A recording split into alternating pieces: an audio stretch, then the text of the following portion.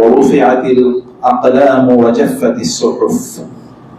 আল্লাহ সুবহানাহু ওয়া তাআলা শুকর আদায় করছি, তিনি আমাদেরকে সুস্থ রেখেছেন এবং জুমা সালাত এবং তার পূর্বর খুতবা আলোচনা তার জন্য আমরা মসজিদে আসতে পারি, সেই তৌফিক আল্লাহ তাআলা আমাদের দিয়েছেন এবং বলি আলহামদুলিল্লাহ। রাসূলুল্লাহ সাল্লাল্লাহু আলাইহি ওয়াসাল্লামের উপর দরুদ এবং সালাম বর্ষিত হোক। আল্লাহুম্মা সাল্লি ওয়া সাল্লিম ওয়া বারিক আলা নাবিয়িকা মুহাম্মদ, আল্লাহুম্মা সাল্লি আলাইহি, আল্লাহুম্মা বারিক আলাইহি। প্রিয় ভাইরা এবং বোনেরা, আমাদের জীবন সম্পর্কে অনেক ধরনের অভিযোগ আছে। আমি জীবনে এটা পাচ্ছি না, অথবা ওই সমস্যা এবং ওই সংকট। অনেকের মধ্যে হতাশা অনেক ব্যাপক পরিমাণ কাজ করে এবং হতাশা অনেক মানুষকে অস্থির করে দেয়, দুর্বল করে দেয়, এমনকি মানুষ আত্মহননের পথে বেছে নেয়। হতাশার কারণে তারা বিভিন্ন ধরনের অপকর্মে জড়িয়ে পড়ে। কিন্তু মানুষ তো হতাশ হওয়ার কথা না। কোন একজন মানুষ, মুসলিম এর কথা যদি বলি, সকালে তিনি যদি ঘুম থেকে উঠে এটা বলতে পারেন, আলহামদুলিল্লাহিল্লাযী আহিয়ানা বা'দামা আমাতানা ওয়া ইলাইহিন নুশুর, এই ব্যক্তি হতাশ হয় কিভাবে? তিনি তো শুকর আদায় করেছেন কার? আল্লাহ। আলহামদুলিল্লাহ, তার শুকর আদায় করে যিনি আহিয়ানা, আমাকে বাঁচিয়ে রেখেছেন, বা'দামা আমাতানা, আমার মৃত্যুর পর, যিনি আমাকে মৃত্যুর পর মানে আমাকে ঘুম থেকে জাগিয়ে তুললেন, তিনি কি আমার জন্য রিজিকের ব্যবস্থা করে জাগিয়ে তোলেন নাই? আছে কিনা? রিজিকের বরাদ্দ আছে কিনা আমার জন্য? আছে। যে ব্যক্তি ফজরের নামাজে জামাতে অংশগ্রহণ করে এবং এই কথা বলে, আলহামদুলিল্লাহি রাব্বিল আলামিন, সৃষ্টিকুলের মালিক আল্লাহর জন্য সকল প্রশংসা। তিনি তো জানেন সবকিছুর মালিককে আল্লাহ, তার প্রশংসা দিয়ে যিনি তার সকাল বা দিন শুরু করেছেন, তিনি হতাশ হবেন কিভাবে? কারণ আপনি যদি কোন একজন ধনী লোকের অথবা প্রভাবশালী লোকের প্রশংসা করেন, তাহলে তিনি আপনাকে কি দেবেন? কিছু সুযোগ সুবিধা দেবেন, কিছু টাকা পয়সা দেবেন, কিছু বেনিফিট দেবেন, কিছু সাহায্য সহযোগিতা করবেন। আর আপনি যদি জগৎ সমূহের মালিকের, সৃষ্টিকুলের মালিকের প্রশংসা দিয়ে দিন শুরু করতে পারেন, তাহলে কি তিনি আপনাকে না খাইয়ে রাখবেন? আপনার বিপদ তিনি করবেন? আপনি যদি এরপরে বলেন আর রহমান আর রহিম, পরম করুণাময়, পরম দয়ালু আল্লাহর নামে, তাহলে আপনার টেনশন কোথায়? আমি তো টেনশনের কোনো জায়গা দেখছি না। তিনি কি আপনাকে দিতে পারেন না? দেয়ার তার ক্ষমতা আছে কিনা? দেয়ার তার ক্ষমতা আছে। এবং আপনি যখন বলেন ইয়াকা না'বুদু ওয়া ইয়াকা নাস্তাঈন, কেবল ইবাদত করি আপনার এবং চাইও কেবল আপনার কাছে। কোন মানুষ যদি এটা সর্বান্তঃকরণে অন্তরে দিয়ে ফজরের সময় এই কথা বলি, কেবল আপনারই ইবাদত করি, এই ব্যক্তির টেনশন থাকে কোথায়? আপনি যদি এই দুনিয়ার কোন পাওয়ারফুল, কোন ক্ষমতাশালী, প্রভাবশালী কোন ব্যক্তির, তাকে গিয়ে যদি বলেন কেবল আপনারই আনুগত্য করবো, আপনার কথা অনুসারে চলবো, এর বাইরে কিছুই করবো না, এবং আপনার কাছে কেবল আমি হাত পাতবো, ধর্ণা ধরবো, সাহায্য চাইবো, আর কারো কাছে চাইবো না, তাহলে এই ব্যক্তিতে কোনো টেনশন থাকে না। এটি যদি হয় এবার সৃষ্টি করে রব আল্লাহ সুবহানাহু ওয়া তাআলা এর জন্য, যিনি মালিকুল মুলক, যিনি রাজত্ব সমূহের মালিক, তাহলে আপনার পেরেশানি কি? আপনি তার কাছে আত্মসমর্পণ করেছেন এবং তার কাছে আপনি সবকিছু দিয়ে দিয়েছেন। বুদ্ধিমান তো সেই ব্যক্তি যিনি আল্লাহর উপর দায়িত্ব দিয়ে রেখেছেন। যেমন নবীরা বলতেন ফাওয়াইদু আমরি ইলাল্লাহ ইন্নাল্লাহা বাসীরুম বিল ইবাদ, তারা বলতেন কত বুদ্ধিমান যে আল্লাহ আপনার উপর দায়িত্ব দিয়েছে, আমি আমার সম্পর্কে আমি কোনো দায়িত্ব নিতে চাই না, আমি আমার ব্যাপারে কোনো দায়িত্ব নিতে চাই না, আপনার উপর আমি আমার নিজকে ছেড়ে দিলাম। আল্লাহ তাআলার কাছে নবীরা এই দোয়া করতেন, রাসূলুল্লাহ সাল্লাল্লাহু আলাইহি ওয়াসাল্লাম এই দোয়া করতেন, ইয়া আল্লাহ লা তাকিলনি ইলা নাফসি তারফাত আইন, লা তাকিলনি ইলা নাফসি তারফাত আইন, ইয়া হাইয়ু ইয়া কাইয়ুম বিরহমাতিকা আস্তাগীস আসলিহ লি শানি ইসমি আল আযম, তুমি আমাকে আমার ইসমে আযমের নামে রেখেছো, অতএব তুমি যা চেয়েছো আমি তোমাকে তাই দিচ্ছি, তুমি যে কারণে আমাকে ডেকেছো আমি সেই ডাকে সাড়া দিচ্ছি। বিরহমাতিকা আস্তাগীস, তোমার রহমতের কাছে আমি কি চাই? আশ্রয় চাই। লা তাকিলনি ইলা নাফসি তারফাত আইন, আমার নিজের উপর আমাকে ছেড়ে দিও না এক চোখের পলকের জন্য। চোখের পলক মানে কি? এটুকুর জন্য তুমি আমার উপর আমাকে ছেড়ে দিও না, কারণ আমি আমার নিজের যতটুকু কল্যাণ করতে পারবো, তুমি তার চেয়ে বিলিয়ন ট্রিলিয়ন আনকাউন্টেবল নাম্বার এত বেশি করতে পারবে যেটা কোনো পরিসংখ্যান নাই পারে। তাহলে সেই ব্যক্তির হতাশা বা তার টেনশন অথবা তার জীবন সম্পর্কে অনাস্থা, অনিশ্চয়তা, জীবন সম্পর্কে তার বিতৃষ্ণা ইত্যাদি কিভাবে তৈরি হয়? কখনোই এটা তৈরি হওয়ার কথা না যদি তিনি সত্যিকার মন থেকে এটা বলতে পারেন। যদি তিনি বলতে পারেন ইহদিনাস সিরাতাল মুস্তাকিম, আমাকে কি দেখান? সরল সঠিক পথ দেখান, যে পথে আনআমতা আলাইহিম, যাদের উপর আপনি নিয়ামত বর্ষণ করেছেন তাদের পথে তো আপনার কোনো ব্যর্থতার কোনো কারণই নেই। আপনি তো সফলদের কাতারে থাকার জন্য আপনার দিনটাই শুরু করেছেন আল্লাহর কাছে এই কথা বলে। ভাইরা, সম্মানিত বোনেরা, আমাদের জীবন সম্পর্কে আমি আপনাদেরকে কয়েকটি নাসিহা আজকে একটু বলতে চাই। মৌলিক কয়েকটি বিষয় আমি একটু আলোচনা করব এবং এগুলো মনে রাখার চেষ্টা করবো ইনশাআল্লাহ। এক নম্বরে যেটা আপনাদের মনে রাখতে হবে যে আপনাদের জীবনের উদ্দেশ্য কি। একটু চোখটা বন্ধ করে চিন্তা করে তো কেন আপনি দুনিয়াতে বেঁচে আছেন। একটা জিনিস বলে যে আমি এই জন্য বেঁচে আছি। সে যদি এমন হয় যে আপনি টাকা পয়সা ইনকাম করে যান তাইলেও বলেন, চিন্তা করেন, কিন্তু আপনি তো উদ্দেশ্যহীনভাবে দুনিয়ায় বেঁচে থাকতে পারেন না। আমরা তো গরু ছাগল না, হাঁস মুরগি না, অথবা ঘোড়া গাধা না যে আমাদের কোনো উদ্দেশ্য নাই, যেমনি মনে হচ্ছে এমনি চললাম, এরকম তো না। আহাসিবান নাসু আন ইউতরাকু আন ইয়াকুলু আমান্না ওয়া হুম লা ইফতানুন, মানুষকে মনে করছে আমি এমনি তাদেরকে তৈরি করেছি, তাদেরকে কোনো পরীক্ষা করবো না। ফাসিবতুম আন্নামা খালাকনাকুম আবাসা, তোমরা কি মনে করছো আমি তোমাদেরকে এমনি তৈরি করেছি? আপনি কি কারণে দুনিয়া বেঁচে আছেন বলেন তো? যদি এখনো সিদ্ধান্ত না নিতে পারেন তাহলে বাসায় যান। এরপরে এখনই চোখ বন্ধ করে সে চিন্তা করার কথা আমি বলছি না, অথবা কখনো ভাবেন না আমি কি জন্য আছি দুনিয়াতে, আমি কেন বেঁচে আছি, আমি কেন কাজ করছি, লক্ষ্য কি, উদ্দেশ্য কি। বিয়ে শাদী করছেন কেন করছেন, আপনি সন্তান হয়েছে কেন হয়েছে, লক্ষ্য কি? একটা লক্ষ্য কখনই নির্ধারণ করুন। আর এই লক্ষ্য যদি হয় আল্লাহ তাআলা যা বলেছেন তা, আল্লাহ কি জন্য আমাদেরকে বানিয়েছেন বলেন তো? কি জন্য? ওমা খালাকুল জিন্না, ভালো মন্দ দাবি করতে পারেন? কোনো অবস্থাতে দাবি করার মতো পরিস্থিতিতে আমরা নাই। যারা আল্লাহর ভালো বান্দা তাদের সাথে আমাদেরকে একটু মিলিয়ে দেখিত যে আমরা আল্লাহর ভালো বান্দা হচ্ছি কিনা, অথবা প্রতিদিন আল্লাহর ভালো বান্দা আমরা হচ্ছি কিনা, যে প্রতিদিনই আমরা ভালো বান্দা, অথবা প্রতিদিনই আমাদের উন্নতি হচ্ছে বান্দার, আমার তো বয়স বাড়ছে, সবকিছু তো বাড়ছে, আমি অন্য জিনিস আমরা বাড়াতে চাই। যে আপনি আল্লাহর আজকে গতকালের চেয়ে আজকে আপনি আল্লাহর ভালো বান্দা কিনা। যদি আপনি আল্লাহর ভালো বান্দা প্রতিদিন আপনার নিজকে উন্নতি না করতে পারেন আল্লাহর ভালো বান্দা হিসেবে, যে আখলাক আছে তিনি আখলাক আপনার বাড়া, এগুলো কি প্রতিদিন আপনার বাড়ছে কিনা।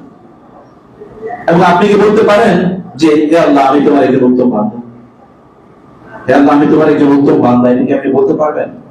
এখন যদি ধরেন আপনার কাছে মৃত্যুর ফেরেশতা আসে, আপনার কবে মৃত্যু হবে, আমার কবে মৃত্যু হবে, এটা লেখা আছে? লেখা আছে কিনা কোথাও? আপনি জানেন? আল্লাহর কাছে লেখা আছে, আল্লাহ জানেন। কিন্তু আপনি কি জানেন কোথাও বই কাগজে কোথাও লেখা আছে আপনার কবে মৃত্যু হবে? তাহলে আপনার মৃত্যুর জন্য তো আপনি রেডি না। মৃত্যু যদি এখনই আসে এখনই তো আপনি বলতে পারবেন যে আমি রেডি, তার মানে আমি এখন আল্লাহর উপযুক্ত বান্দা না। এবং আল্লাহ সুবহানাহু ওয়া তাআলার কাছে যাওয়ার মতো পরিস্থিতি এখন আমার তৈরি হয় না। অথচ যখনই ইজা জা আজালুহুম লা ইস্তাখিরুনা সাআতা ওয়া লা ইস্তাকদিমুন, যখনই সিংহায় ফুৎকার দেওয়া হবে আপনার জন্য, অথবা ব্যক্তির যখনই তার আজাল মানে তার নির্ধারিত মেয়াদ, যখন তার মৃত্যু হবে, মেয়াদ যখন তার আসবে, তখন এক সেকেন্ড আগে হবে না, এক সেকেন্ড পরেও হবে না, এক সেকেন্ড আগেও না, এক সেকেন্ড পরেও। প্রিয় ভাইরা, আপনার যদি আল্লাহর বান্দা হওয়া হয়, এটাই যদি আপনার একমাত্র লক্ষ্য উদ্দেশ্য হয় যে আপনার উত্তম বান্দা আমি হতে চাই, আল্লাহর উত্তম বান্দা হতে চাই, তাহলে এই জায়গায় একটু মনোযোগী হন, এই জায়গায় একটু কাজ করেন, ওয়ার্ক অন ইট, এর উপর একটু কাজ করেন। এবং এর উপর কাজ করে আপনি কোনো টেনশন, আপনি তো আল্লাহর বান্দা, তো তার দায়িত্ব আপনাকে কি দেবেন না দেবেন, আপনি রিজিকের ফয়সালা করবেন তিনি। আদম এবং হাওয়া আলাইহিস সালামকে যখন আল্লাহ সৃষ্টি করেছেন তখন পৃথিবীতে মানুষ কয়জন ছিল? কয়জন ছিল মানুষ? আপনি কি কথা বুঝেন না? কয়জন ছিল? দুইজন। এখন পৃথিবীতে কত মানুষ? 800 কোটি। ওই দুইজনের সময় রিজিক যা ছিল, এখন 800 কোটি হওয়ার পর রিজিকের একটু ক্রাইসিস হওয়ার কথা, একটু আপনাকে রিজিক দিয়ে তৈরি করেছেন। আপনি আপনার সবচেয়ে শক্তিশালী অবস্থায় বেশি রিজিক পান এরকম না। হতে পারে আপনার জন্য আল্লাহ তাআলা যে রিজিক নির্ধারণ করে রেখেছেন এটা আপনার দুর্বল অবস্থা হলে আপনি পাবেন।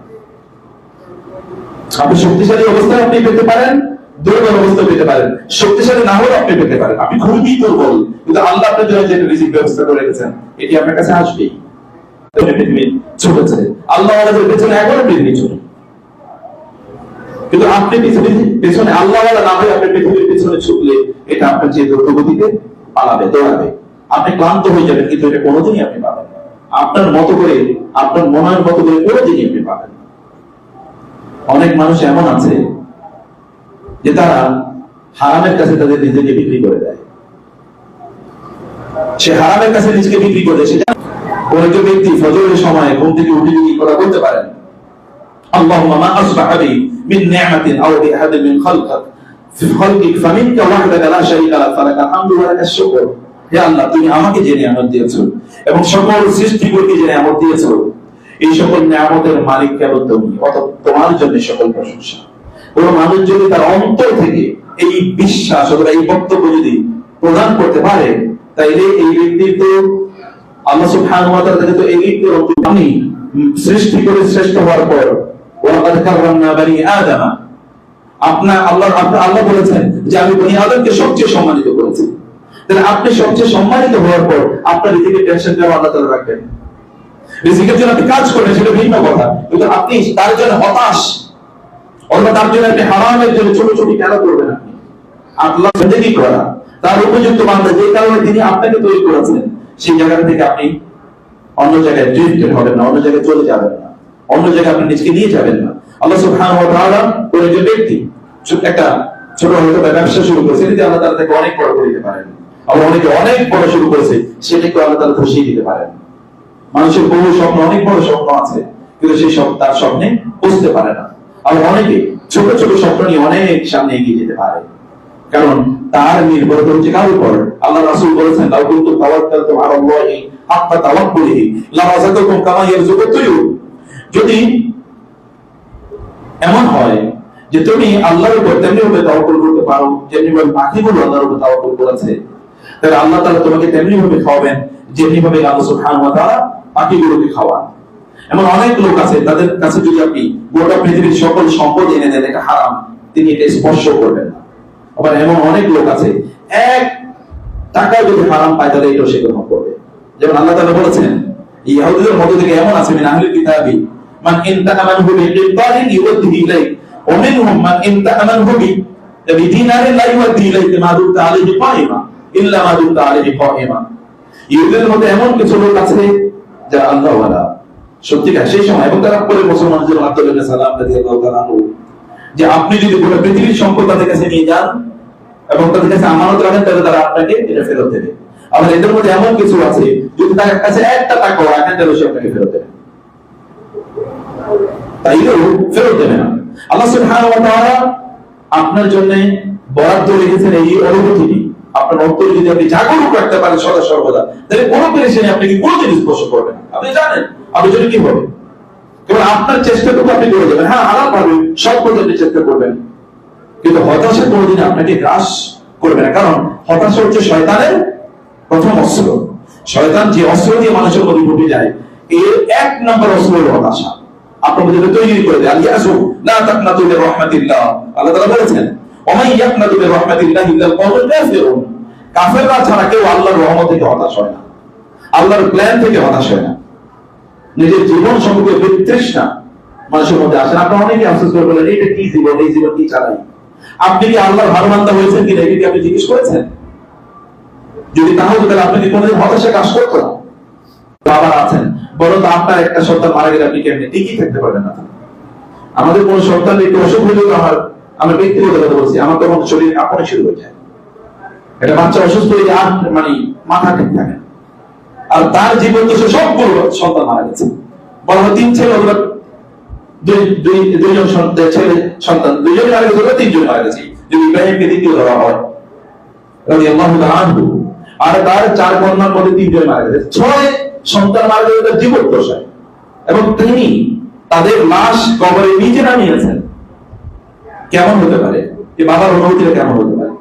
কিন্তু কোন হতাশাকে তাকে স্পর্শ করেছে না। والضحى والليل إذا سجى ما ودعك ربك وما قلى وللآخرة خير لك من الأولى। এই যে আজকের দিনের যে আগামীকাল তোমার জন্য ভালো, কেমন তোমার কাজ হচ্ছে তোমার রবের উপর আস্থা শিল্প, তোমার যা কাজ তুমি তা করে যাও, তোমার রব তোমার জন্য। এই জন্য আল্লাহ রাসূল সাল্লাল্লাহু আলাইহি ওয়াসাল্লাম বলেছেন যে তোমার জন্য যা হওয়ার মা আসাবা কালাম ইয়াকুল ইউতিয়াক, তোমার যা ঘটার তাই করবে। এটা ভিন্ন কিছু হওয়ার কথা ছিল না। ওয়ামা আখতাআ কালাম ইয়াকুল ইউসিবাক, এবং তোমার যেই কল্যাণ হওয়ার কথা ছিল এটাই হবে, যে অকল্যাণ হওয়ার কথা ছিল এটাই হবে। এটাকে তুমি ঠেকাতে পারবে না। কেবল তোমাকে আল্লাহর প্রতি কি থাকতে হবে? সন্তুষ্ট থাকতে হবে। কেবল আল্লাহর প্রতি সন্তুষ্ট থাকতে হবে, তাইলে শয়তান তোমাকে স্পর্শ করতে পারবে না। কারণ শয়তান আমাদের সবচেয়ে বড় শত্রু। শয়তান তো চায় আমাদেরকে কি করতে? আমাদের ধ্বংস করে দিতে। আপনি অমকের এত আছে, আমার কেন নাই? এটা তো আপনাকে করি করে খাবে। আল্লাহর জন্য আহম ইয়াকসিমুনা রাহমাত রাব্বিক নাহনু কাসামনা বাইনাহুম মাঈশাতাহুম ফিল হায়াতিদ দুনিয়া ওয়া রাযাকনা বা'দাহুম ফাওকা বা'দিন দারাজাত লিয়াত্তাখিযা বা'দুহুম বা'দান সিখরিয়া ওয়া রাহমাতু রাব্বিকা খায়রুম মিম্মা ইয়াজমাউন। এই লোকেরা যা চিন্তা করে তারা আল্লাহর রহমত নিয়ে চিন্তা করতে পারেন না।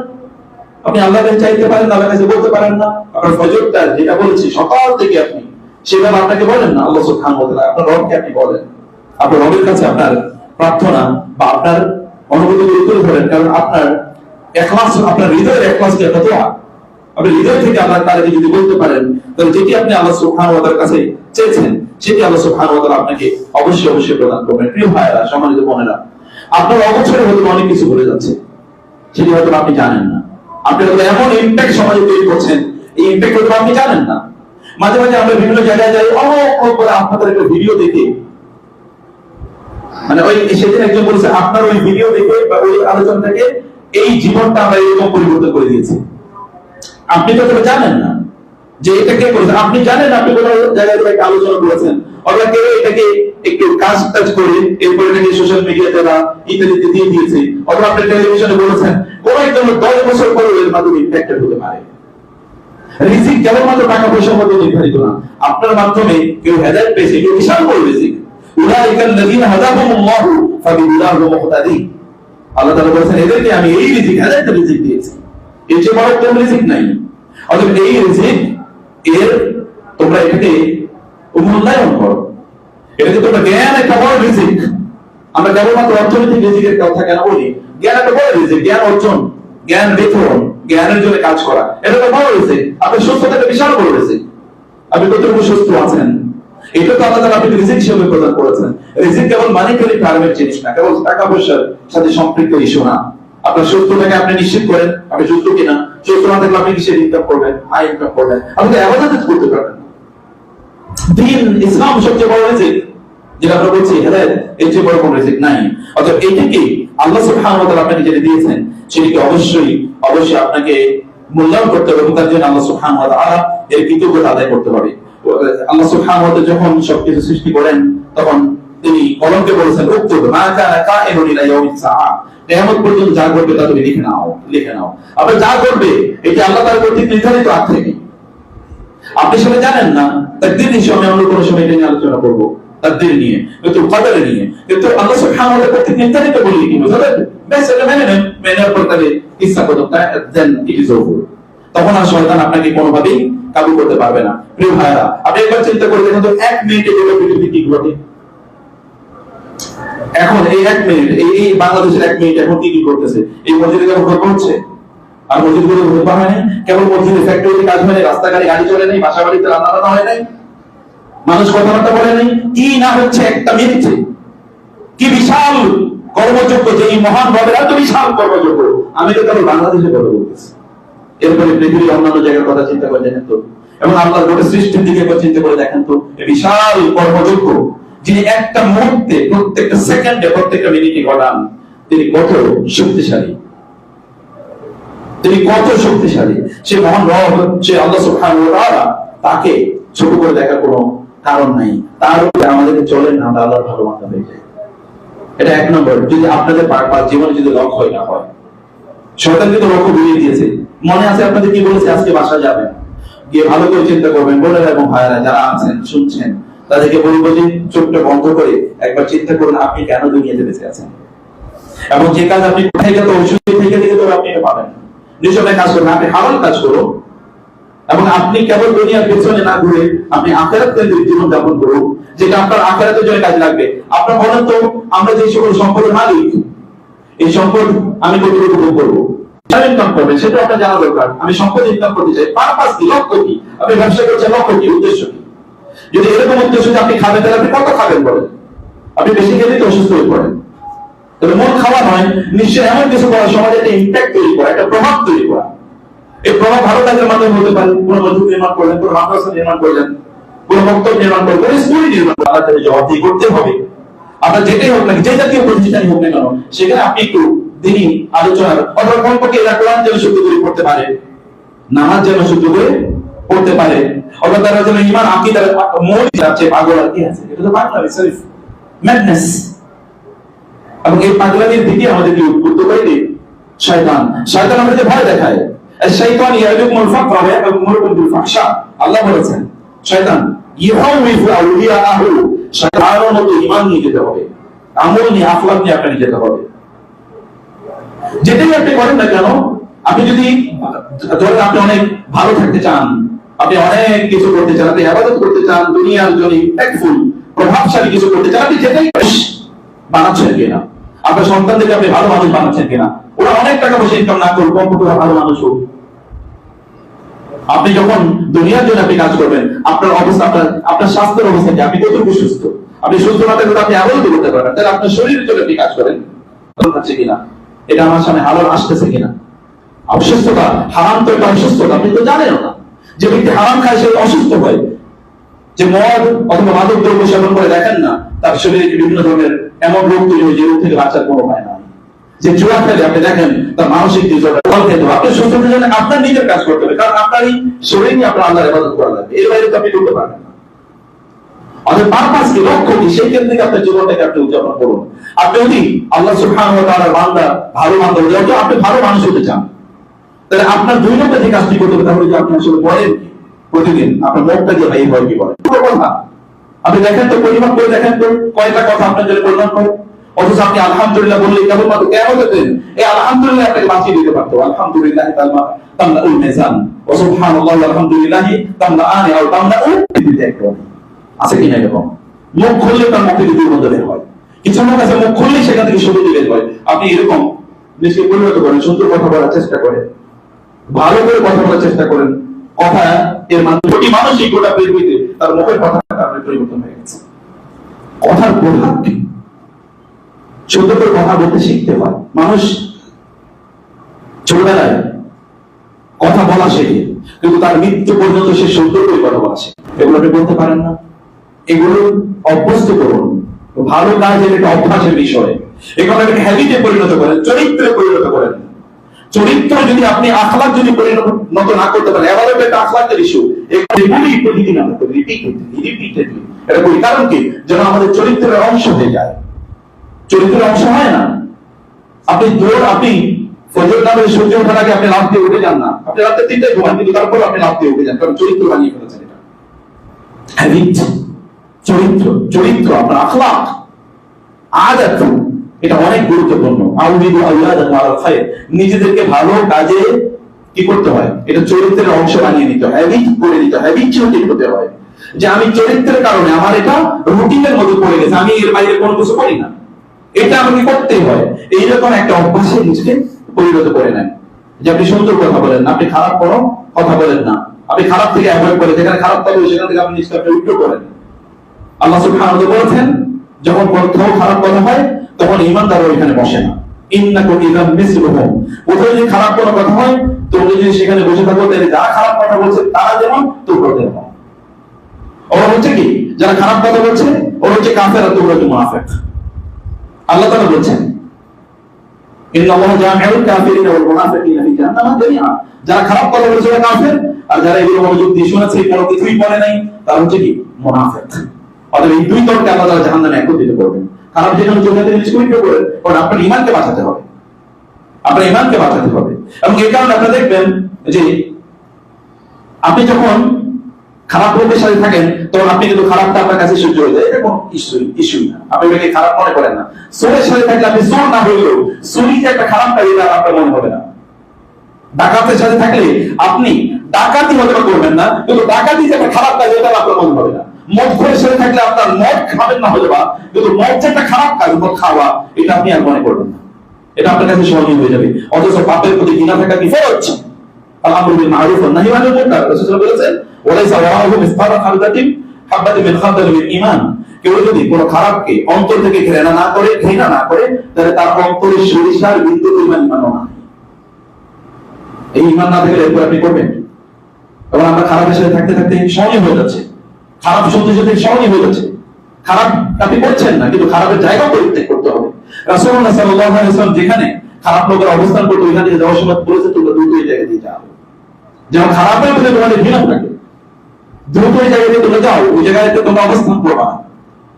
প্রিয় ভাইরা, এই কারণে আমাদেরকে যেই 3 নাম্বার যে কাজটি করে দেওয়া হচ্ছে, নিজেকে কিছু কাজের জন্য একেবারে নির্দিষ্ট করে নেন, জীবন গেল আমি কাজগুলো ছাড়বো না, জীবন গেল এই কাজগুলো ছাড়বো না। যেমন ধরেন ফজরের নামাজ জামাতে আদায় করা, এটা এক্সাম্পল বলছি। আপনি মসজিদের আগে যেতে পারলো বাসায় কমপক্ষে আপনার ছেলে মেয়েদেরকে নিয়ে, ওয়াইফকে নিয়ে বা স্বামীকে নিয়ে আপনি জামাত করুন, কোনো কারণে যেতে পারলেন না ফর এক্সাম্পল, তাহলে আপনি বাসায় কমপক্ষে শুরু করুন, কিন্তু জামাত ছাড়া সালাত আদায় করবেন, মসজিদ ছাড়া সালাত আদায় করবেন না। সেটা আপনার অফিসে হোক, সেটা হোক মসজিদ হতে পারে, যে কোনো একটা ডিসিপ্লিন কারণে করলেন, কিন্তু এটা বাদে আপনি নামাজ আদায় করবেন না। আপনি একেবারে আউয়াল ওয়াক্তে নামাজ আদায় করবেন, ফজরের পর আপনি কোরআন তেলাওয়াত করবেন, ফজরের পর আপনি তাসবিহ তাহলিল করবেন, সন্ধ্যায় আপনি তাসবিহ তাহলিল করবেন, এটা আপনি করেন। সন্ধ্যায় কোনোদিন সূর্য ডোবার পর, মানে সূর্য ডোবার আগে তাসবিহ পড়বেন না, যদি না হয় এটা আপনার জন্য ফরজ বাধ্যতামূলক থাকে। এবং দেখেন আল্লাহ তাআলা আপনাকে কিভাবে, আপনি যখন বলেন না সাইয়্যিদুল ইস্তিগফার আল্লাহুম্মা আনতা রাব্বি লা ইলাহা ইল্লা আনতা খালাকতানি ওয়া আনা আবদুক, কেউ যদি এটা সকালবেলা পড়ে, সন্ধ্যার আগে যদি সে মৃত্যুবরণ করে, তাহলে আল্লাহ তাআলা তাকে জান্নাত প্রদান করবেন। কেউ যদি সন্ধ্যায় পড়ে সকালের আগে তার মৃত্যু যদি হয়ে যায়, সে জান্নাতি হয়ে যাবে। আপনি ওই কিসের পিছনে বলছেন? সাইয়্যিদুল ইস্তিগফার এটা তো বড় কিছু না, বই আছে, বই থেকে মুখস্থ না করতে পারলে বই থেকে পড়েন, কিন্তু রুটিন সব কাজ বন্ধ করে চলবে। 5 মিনিট 10 মিনিট কাজ 10 মিনিট করে দেখেন আল্লাহ তাআলা কি পরিমাণ বারাকা, বরকত আপনাদের কাজের মধ্যে, আপনাদের জীবনের মধ্যে আল্লাহ তাআলা কি পরিমাণ বারাকা প্রদান করেন। এবং এটাকে আপনারা কোনোভাবে মিস করবেন। আমি বলেছি পরিবারের সদস্যদের কি এটা করেন, যেখানে আপনি থাকেন, ট্যুর ট্রাভেল কাজকর্ম যেখানে থাকেন, সেখানে আপনি এরকম কিছু কাজ করবেন। প্রতিদিন ফজর নামাজের পর আপনি ধরেন 1 পৃষ্ঠা কোরআন তেলাওয়াত করবেন, এটা ছাড়বেন না কোনোদিন, নিশ্চিত এটা করবেনই আপনি যতটুকু করবেন। যেমন আজকে জুমা পরে সূরা কাহফ কয়জন তেলাওয়াত করেছেন? যদি হাত তুলতে বলে আমি জানি না, বলে হাত তুলবেন, তোলার দরকার নাই, কিন্তু সূরা কাহফ পড়া তো আপনার জন্য মাস্ট করে ফেলা দরকার ছিল। ফজরের পর থেকে আপনি করেছেন কি না? তেলাওয়াত করতে পারলে কমপক্ষে শুনুন, শুনতে তো আপনার কষ্ট, আপনি অন্য কাজ করুন, তারপরে শুনুন, তেলাওয়াতের দিকে মনোযোগ দেবেন, অন্য কাজ চলতে থাকুক। কারণ আপনি তো ব্রেন দিয়ে কাজ করছেন, হাত দিয়ে বা মুখ দিয়ে কাজ করছেন, বা হাত দিয়ে অথবা পা দিয়ে কাজ করছেন, কিন্তু তখন আপনি তেলাওয়াতটা শুনুন। আপনি যখন হাঁটছেন তখন হেডফোন লাগিয়ে আপনি তেলাওয়াতটা শুনুন কমপক্ষে সূরা কাহফ, এবং অন্যান্য তেলাওয়াতও আছে যেগুলো আপনার শুনবেন, এটা মাস্ট, যেটা আমি কোনোভাবে ছাড়ব না। এবং রাতে ঘুমানোর আগে আপনি কমপক্ষে ধরুন 100 আয়াত তেলাওয়াত করে শোয়ার পর, 100 আয়াত তেলাওয়াত না করতে পারেন 100 আয়াত তেলাওয়াত শুনে ঘুমান। মোবাইলটা বন্ধ করে দেন, যে আপনি ঘুমের আগে ইন্টারনেট বন্ধ থাকবে, কিন্তু তেলাওয়াত চলবে, তেলাওয়াত করতে করতে আপনি ঘুমান। এইভাবে কিছু কাজ আপনার নিজের জন্য বাধ্যতামূলক করে নেন। যদি আপনি সত্যিকার অর্থে এমন হতে চান যে আপনি একজন পরিবর্তিত মানুষ হতে চান, যে পরিবর্তন করতে পারছেন, একই গল্পের জীবন কেমন অসহ্য লাগছে, আপনি অসহ্য থেকে বাঁচার জন্য আপনাকে এই কাজগুলো অবশ্যই আপনাকে করতে হবে। প্রিয় ভাইরা, আপনাদের সময় থাকে, আপনি চিন্তা করেন, সময় করে কিন্তু কিয়ামতের দিন আল্লাহর কাছে জবাবদিহি করতে হবে। আল্লাহ সুবহানাহু ওয়া তাআলা বলেছেন, ওয়াল আসর ইন্নাল ইনসানা লাফি খুসর লা তাযুলু কদামা ইবনি আদম হাত্তা ইউসালা আন 50। আপনি মনে করছেন আপনি 50 বছর বেঁচে আছেন, আপনার কি মনে ভয় নাই একটু যে আমি 50 60 70 বছর বাইসা আছি? আপনারে বলবো আমি 50 60 70 বছর করেছি কি? আল্লাহ কি আপনাকে হায়াত দেন না, জীবন দেন না? এটা জীবনটা নেয়ামত না?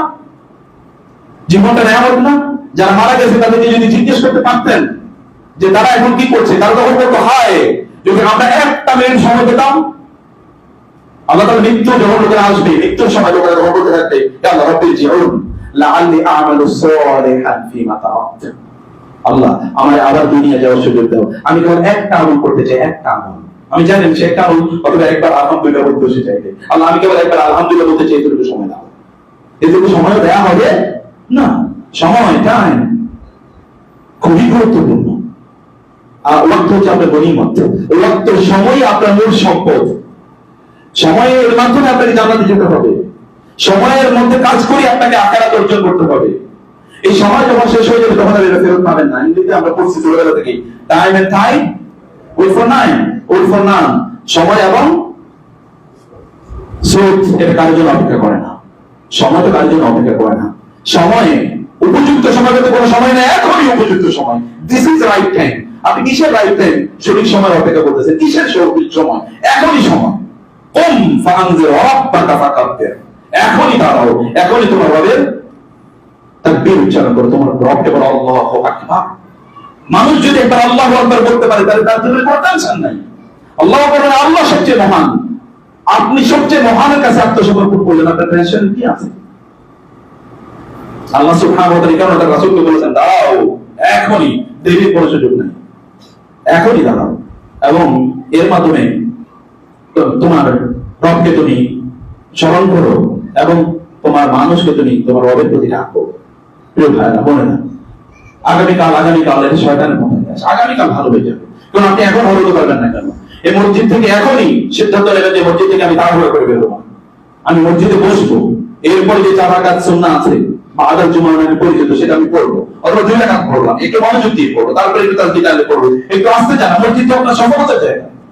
এখানে আপনার যতক্ষণ থাকে ততক্ষণ আপনার উপর রহমত বর্ষা হতেই থাকে। এখান থেকে পাগলের মধ্যে বের হয়ে যাচ্ছেন, ওই জান্নাত নাকি এটা জান্নাত? আল্লাহ রাসূল বলেছেন পৃথিবীর শ্রেষ্ঠ কোনো জায়গা কি না জেল, আর পৃথিবীর সবচেয়ে নিকৃষ্ট জায়গা হচ্ছে বাজার। আর আপনি বাজারে দোকানে কাছে যাওয়ার জন্য পাগল হয়ে যাচ্ছেন। লোকেরা আমাদের এই গতকাল একজন বলেছে, ইউটিউবে দেখলাম কমেন্ট করেছে, বলছে স্যার প্রায় 6 ঘন্টা। আমি চিন্তা করলাম ও কিন্তু গতকাল প্রায় 7-8 ঘন্টা খেলা দেখছে। ওই যে বাংলাদেশের খেলা শুনছে না, এই গতকাল 7-8 ঘন্টা খেলা দেখছে। ওইটা নিয়ে কোনো আলোচনা নেই, বলছে 1 ঘন্টা 6 ঘন্টা লেকচার কেন দিয়ে শুনবো? লেকচার কি ছোট হয়ে যায় না? Look at the situation of the people. দেখেন মানুষের অবস্থা কি, সে কোথায়, সে হারাম কাজে সময় ব্যয় করতে তার কোনো টেনশন নাই। জাহান্নামের পথে যাওয়ার জন্য তার কোনো ধৈর্যের অভাব নাই, কিন্তু জান্নাতে যাওয়ার জন্য তার ধৈর্যের বড় অভাব আছে। প্রিয় ভাইরা, আপনার জ্ঞানটাকে বাড়ান। আল্লাহ সকলটা আপনি কতটুকু জানেন? আপনি জ্ঞান, আল্লাহ তাআলা কেবল কোরআনে একটা জিনিসকে বাড়ানোর জন্য আল্লাহর কাছে দোয়া করতে বলেছেন, আর কোন জিনিস বাড়ানোর জন্য দোয়া করতে বলেন নাই। সেটা কি? রব্বি জিদনি ইলমা। আল্লাহ রাসূলকে বলছেন, আল্লাহ তাআলা রাসূলকে বলছেন ওয়াকুর রব্বি জিদনি ইলমা। আপনি বলুন হে আল্লাহ আপনি আমার জ্ঞান বাড়িয়ে দেন। আপনার যদি জ্ঞান বাড়ে তাহলে কোনো টেনশন থাকবে না। আমি আজকে আস্তে পড়ছিলাম ওয়াফিস সামাই রিজকুকুম ওয়া মা তুআদুন ফাওয়াফিস সামাই ওয়াল আরদি ইন্নাহু লাহাক্কুম মিসলা আনতুম তানতাকুন। আল্লাহ তাআলা বলেছেন তোমাদের রিজিক হচ্ছে আসমান থেকে আসে। রিজিক আসে কোথা থেকে? আসমান থেকে, আল্লাহ বলছেন। এবং আল্লাহ বলছেন আসমান এবং জমিনের রবের নামে শপথ করে বলছি এটা এতটা সত্য, তোমরা যে কথা বলছো এটা যেমন সত্য তেমনি ভাবে রিজিক আসে আসমান থেকে, এটা সত্য। কোন মুসলমান যদি আল্লাহর ব্যাপারে এই কথা জানে তাহলে ওই মুসলমানের রিজিক নিয়ে কোন হারামের দিকে হাত বাড়ানোর কোন পরিস্থিতি আছে? সে যখন জুলুম করে মানুষকে হত্যা করে ক্ষমতায় থাকার চিন্তা করবে? কোনদিন সে চিন্তা করবে? কারণ সে জানে এটা রিজিক আল্লাহর পক্ষ থেকে বরাদ্দ। আমি যতদিন থাকার কথা ততদিনই থাকবো, এটাকে কামড়ে ধরে রাখতে পারবো না আমি। কারণ রিজিক মাকসুম, রিজিক বরাদ্দ আমার জন্য রিজিক বরাদ্দ। যখন ছিনিয়ে নেবেন তখন তিনি ছিনিয়ে নেবেন। তিনি বলেছেন তুই মুলকা মান তাশা, যখন আল্লাহ তাআলা কাউকে রাজত্ব দেন তখন তিনি এটাকে সম্মানের সাথে দেন। কিন্তু ওয়াতানজিউল মুলকা মিম্মান তাশা, যখন দেন তখন টাইনা নেন, টেনে হেসড়ে ওরে মাটিতে নামায়া তারপরে পানির মধ্যে চুবায়া রাস্তায় পিছিয়ে তারপর তার কাছ থেকে নেন। আল্লাহ বলছে ওয়াতানজিউ, তানজিউ মানে হচ্ছে আপনাকে কেউ দিতে চায় না, কিন্তু আপনার থেকে টেনে নিচ্ছে। মানে যেমন চোর বাটপার আপনার কোনো জিনিস হাইজ্যাক করে নিয়ে চোর কাছে আপনি টাইনা তারপর নিয়ে আসতেছেন, ওরে মেরে ধরে, এটা কোনো তানজিউ।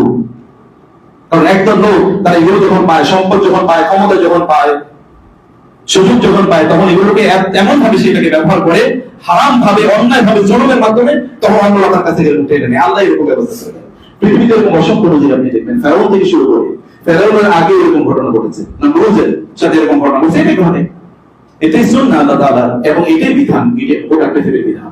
প্রিয় ভাইরা, সেখানে আপনাদের নলেজ, জ্ঞান অর্জন করে আল্লাহর সম্পর্কে আল্লাহ সম্পর্কে জানেন। আপনি বলেন গতকাল আপনি যা জানতেন আজকে তার চেয়ে বেশি জানেন কিনা? না জানেন তো ইউর শিওর ইউসুফ। অথচ আপনার থেকে জানা আপনার জন্য ফরজ। তরফ ইলমি ফারিদাতুন আলা কুল্লি মুসলিম, এই যে মুরব্বীরা বলবেন আমাদের কি এখন জানার সময় আছে? ওই দুনিয়ার সব, আজকে রাজনীতি কে করবে, কালকে কে ক্ষমতায় আসবে, অমকের জমিনে। আমি এমন মুরব্বীরা দেখছি নামাজ তার বোম মারলে মুখ দিয়ে আল্লাহ নামটা বের হবে না, কিন্তু সকল জায়গা জমি কার জায়গা কার কোথায় থেকে কোনটা জোর দখল করে খাবে এগুলো ব্যাপারে মহাপণ্ডিত।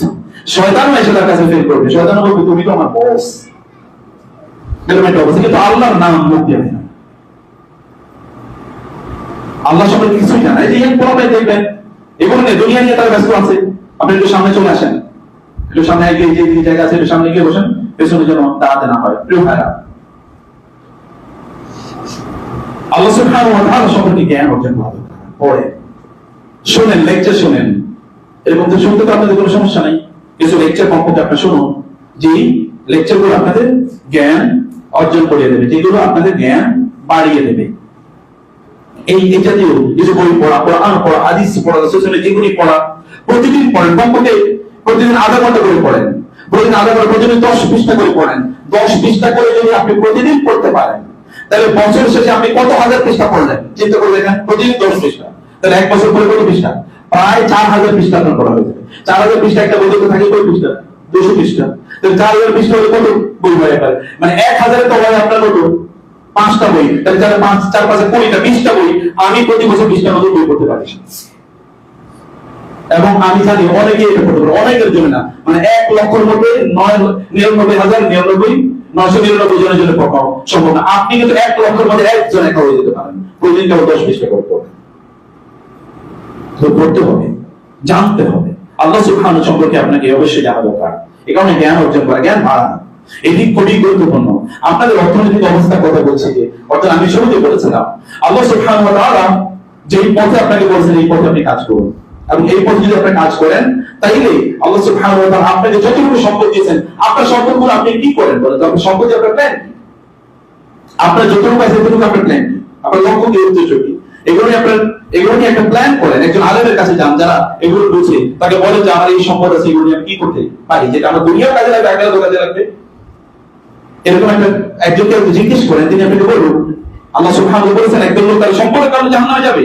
ইন্নামা আমওয়ালুকুম ওয়া আওলাদুকুম ফিতনা, তোমাদের সম্পদ এবং তোমাদের সন্তান তোমাদের জন্য বিপদের কারণ হবে।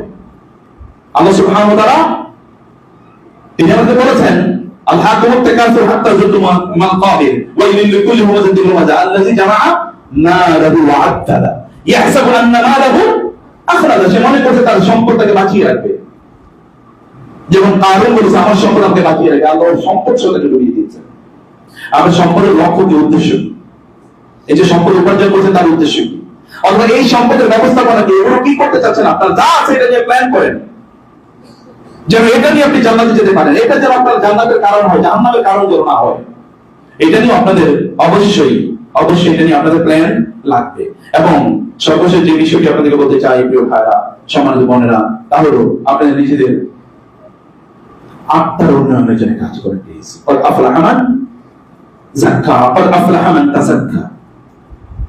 মানুষ, যে সকল ব্যক্তিরা তারা নিজেদের আত্মার উন্নয়ন করতে পেরেছে তারাই মূলত সফল।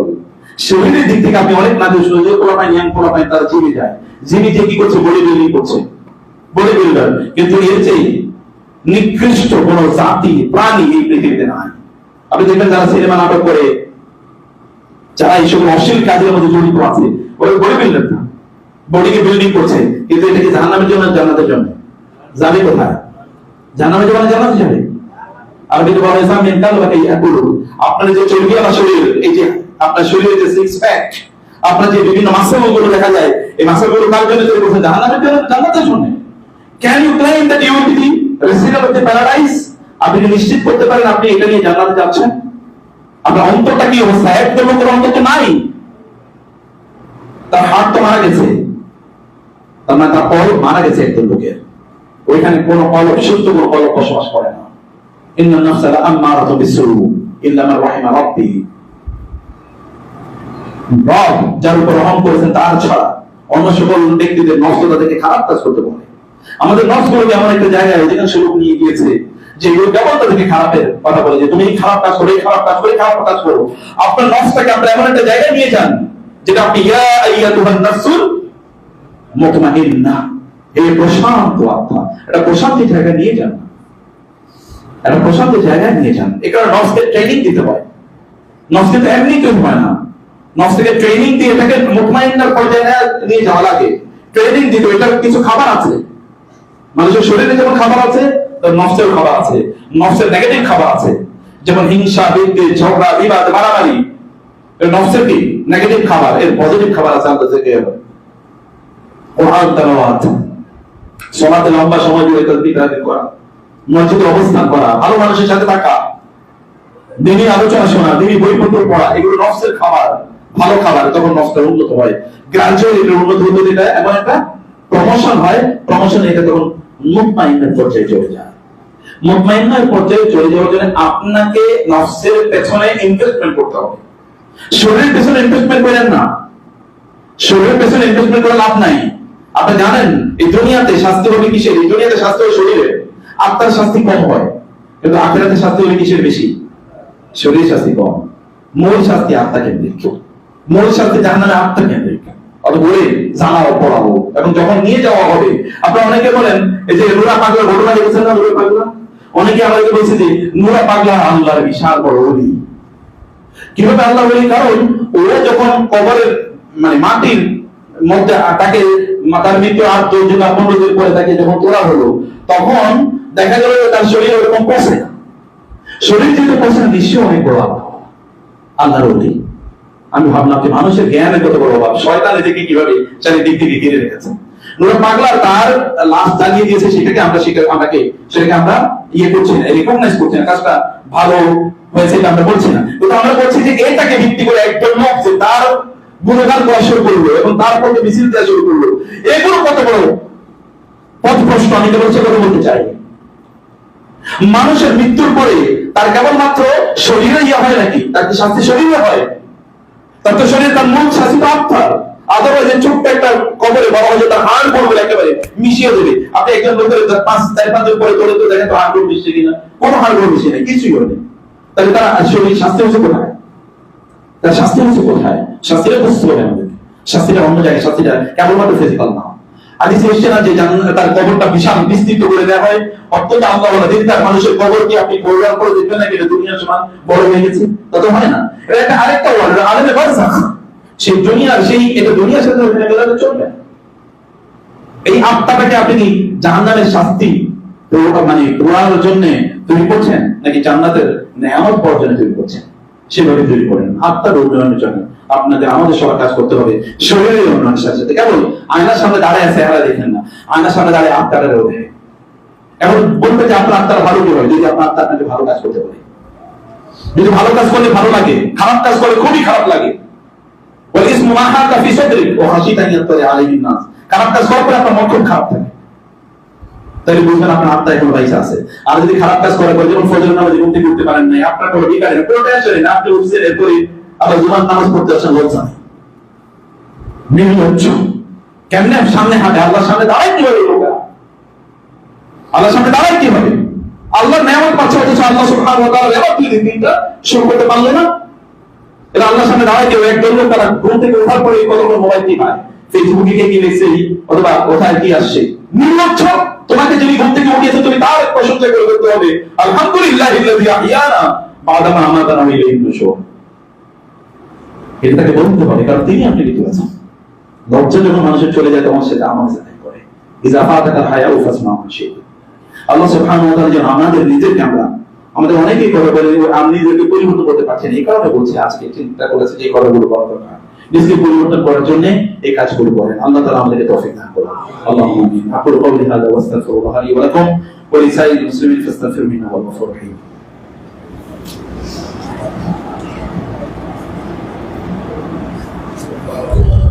ইন্নাল হামদালিল্লাহ ওয়া সলাতু ওয়া সালামু আলা রাসূলিল্লাহ ওয়া আলা আলিহি ওয়া আসহাবিহি ওয়া মান ওয়ালা মা বা'দ। فأعوذ بالله من الشيطان الرجيم. بسم الله الرحمن الرحيم. إن الله لا يغير ما بقوم حتى يغيروا ما بأنفسهم. প্রিয় ভাইরা, যে কথাটা বলতেছি আমারই একটাই, ছোট ছোট ব্যাপার, অল্প অল্প ব্যাপার। একটা যে আমি আজকে একটা করতে চাই, কালকে আরেকটা করতে, ছোট অনেক বড়। আজকে আপনি জান্নাতুল ফেরদাউসের মেহমান হয়ে যেতে হয়তো বা পারবেন না, কিন্তু আজকে তো আপনি নামাজটা ঠিক মতো যে আমি ফজর পড়বো, অথবা আমি সকাল এবং সন্ধ্যা জিকির গুলো করবো, ছোট্ট একটা দিয়ে শুরু করেন, এটাই গোটা জীবনকে পরিবর্তন করে দিতে পারে ইনশাআল্লাহ। হে আল্লাহ, তুমি আমাদেরকে তোমার মতো, তোমার এবং তোমার রাসূলের প্রদর্শিত পথে জীবন পরিচালনা করতে পারি সেই তৌফিক দাও। আমাদের নিজেকে পরিবর্তন করতে পারি সেই তৌফিক দাও। আমরা তোমার অনুসারী হতে চাই, আমরা রব্বানি হতে চাই। তুমি আমাদেরকে রব্বানি বানিয়ে দাও। আমরা রব্বানি হতে চাই, আমরা আখলাকি হতে চাই, তুমি আমাদের আখলাককে উন্নত করে দাও। আমাদের জীবনকে পরিবর্তন করে দাও আল্লাহ। আমাদের জীবনকে তোমার এবং তোমার রাসূলের পথে পরিচালনা করার তৌফিক দান করো। আমাদের সকল বদঅভ্যাসগুলো পরিবর্তন করতে পারি সেই তৌফিক দান করো আল্লাহ। আল্লাহ আমাদের সকল খারাপ যে গুণ আছে, বৈশিষ্ট্য আছে, এগুলোকে পরিবর্তন করতে পারি সেই তৌফিক দান করো আল্লাহ। আল্লাহ তুমি আমাদেরকে নিয়ামত দিয়ে পূর্ণ করে দাও, বরকত দিয়ে পূর্ণ করে দাও আল্লাহ। আমাদের পরিবারগুলো বরকত দিয়ে পূর্ণ করে দাও। তোমার রহমতের ছায়া তুলে আমাদেরকে আশ্রয় প্রদান করো। গোটা পৃথিবীর মুসলমানদেরকে তুমি মুক্তি প্রদান করো আল্লাহ। আল্লাহ গোটা পৃথিবীর মুসলমানকে মুক্তি দাও আল্লাহ। সবাইকে তুমি কল্যাণ দিয়ে ভরপুর করে দাও আল্লাহ। আল্লাহ সকল অকল্যাণ তুমি সবার কাছ থেকে দূর করে দাও আল্লাহ। হে আল্লাহ তুমি মুসলমানদেরকে মুক্তি দান করো, গাজার মুসলমানদেরকে মুক্তি দান করো আল্লাহ। আল্লাহ জালিমদেরকে তুমি হয় হেদায়েত দাও আল্লাহ, তাদেরকে তুমি দুনিয়া থেকে নিশ্চিহ্ন করে দাও আল্লাহ। যেখানে যারা জিহাদে রয়েছেন সত্যিকার জিহাদে আল্লাহ, তাদেরকে তুমি সাহায্য প্রদান করো আল্লাহ। আল্লাহ যেখানে মুসলমানরা নিপীড়িত এবং নির্যাতিত, আরাকান থেকে শুরু করে যে সমগ্র বিশ্বে আল্লাহ যারা নিপীড়িত নির্যাতিত তুমি তো বলেছো, তাদেরকে তুমি অনুগ্রহ প্রদান করবে এবং জমিনের মালিক বানিয়ে দেবে আল্লাহ। তুমি তাদেরকে জমিনের মালিক বানিয়ে দাও, তুমি তাদেরকে দায়িত্বশীল, ক্ষমতাশালী, শক্তিশালী বানিয়ে দাও আল্লাহ। আল্লাহ তুমি আমাদের সবাইকে নিয়ামত দিয়ে ভরপুর করে দাও, আমাদের সকল গুনাহগুলো মাফ করে দাও। রব্বানা হাব লানা মিন আজওয়াজিনা ওয়া যুররিয়াতিনা কুররাতা আয়ুন ওয়াজআলনা লিল মুত্তাকিনা ইমামা। ইবাদাল্লাহ রাহিমাকুমুল্লাহ। ইন্নাল্লাহা ইয়া'মুরু বিল 'আদলি ওয়াল ইহসান ওয়া ইতা'i যিল কুরবা ওয়া ইয়ানহা 'আনিল ফাহশা'i ওয়াল মুনকারি ওয়াল বাগই ইয়া'iযুকুম লা'আল্লাকুম তাযাক্কারুন। ফাযকুরুনি আযকুরকুম ওয়াশকুরু লি ওয়া লাকুম।